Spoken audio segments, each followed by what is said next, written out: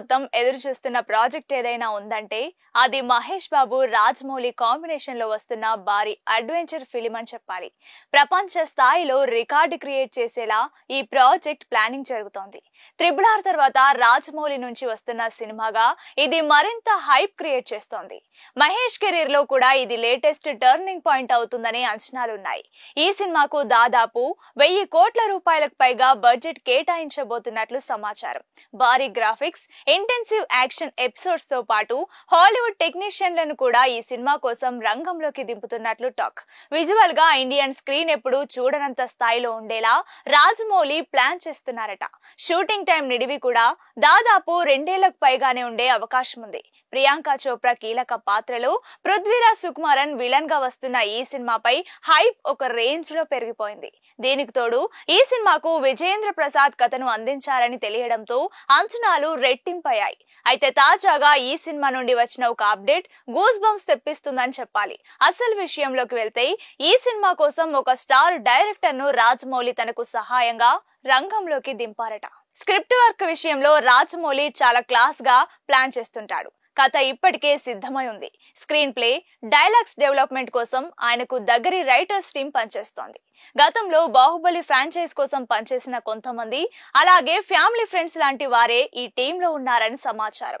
ఈ మధ్య కుదిరిన ఓ విశేషం ఇప్పుడు ఇండస్ట్రీలో హాట్ టాపిక్ అవుతోంది. అదేంటంటే దేవా కట్ట ఈ సినిమాకు డైలాగ్స్ అందించనున్నారట. ఇది అధికారికంగా ఖరారు కాకపోయినా అతను రాజమౌళి సన్నిహితుడుగా ఎప్పటి నుంచో ఉన్నాడు. బాహుబలి OTT వర్షన్ కు కూడా అతని సహకారం ఉంది. కానీ అది మధ్యలోనే ఆగిపోయింది. ఇప్పుడు ఈ భారీ సినిమాకు అతని స్క్రిప్ట్ నైపుణ్యం ఉపయోగపడుతుందని భావించి ఎంపిక చేసినట్టు ఫిలిం నగర్ వర్గాల్లో టాక్ నడుస్తోంది. మహేష్ స్టైల్ కు సరిపోయేలా కంటెంట్ చక్కగా ఉండేలా రాయగలడన్న నమ్మకం జక్కన్నకుందని తెలుస్తోంది. ఈయన ఇప్పుడు SSMB 29 కోసం రంగంలోకి దిగడంతో ఇక ఎంత పకడ్బందీగా డైలాగ్స్ తయారు చేస్తున్నారో అర్థం చేసుకోవచ్చు. ముఖ్యంగా రాజమౌళి ఈ సినిమా కోసం చాలా పకడ్బందీగా ప్లాన్ చేస్తున్నారని తెలుస్తోంది. డైరెక్టర్ దేవా కట్ట ఆంధ్రప్రదేశ్ ఏలూరుకి చెందినవారు. 2005లో వెన్నెల అనే సినిమా ద్వారా తన సినీ ప్రస్థానాన్ని మొదలుపెట్టిన ఈయన ఆ తర్వాత 2010లో ప్రస్థానం, 2014లో ఆటోనగర్ సూర్య, 2021లో రిపబ్లిక్ వంటి క్లాసిక్ తెలుగు సినిమాలకు దర్శకత్వం వహించారు. ఇక ప్రస్థానం అంతర్జాతీయ చలనచిత్రోత్సవంలో ఇండియన్ పనోరామా విభాగంలో ప్రదర్శించబడింది. అంతేకాదు 2010లో ఈ cinema film south critics award for best film తో పాటు Nandi award for best feature film తో సహా 2 ఫిలింఫేర్ అవార్డులను అందుకుంది. దేవ దర్శకుడు మాత్రమే కాదు, డైలాగ్ రైటర్ కూడా. ప్రస్తుతం ఈయన మాయాసభ సీజన్ 1 అనే వెబ్ సిరీస్ కి దర్శకత్వం వహిస్తున్నారు. అంతేకాదు ఈ చిత్రానికి డైలాగ్ రైటర్, నిర్మాత కూడా ఈయనే కావడం గమనార్హం. ప్రస్తుతం ఈ సినిమా పోస్ట్ ప్రొడక్షన్ పనులు జరుపుకుంటుంది. త్వరలోనే విడుదలకు సిద్ధం కాబోతోంది. ఇక ఈయన సినిమాలు, వెబ్ సిరీస్ తో పాటు ఒక షార్ట్ ఫిలిం కూడా నిర్మించారు. 2015లో నేనే అయిపోతున్నాననే షార్ట్ ఫిలిం కి దర్శకత్వం వహించారు. అంతేకాదు నటుడిగా కూడా పేరు సొంతం చేసుకున్నారు. 2013లో వచ్చిన డి ఫర్ దోపిడి సినిమాలు ACP కృష్ణమాచారిగా పనిచేసి మెప్పించారు.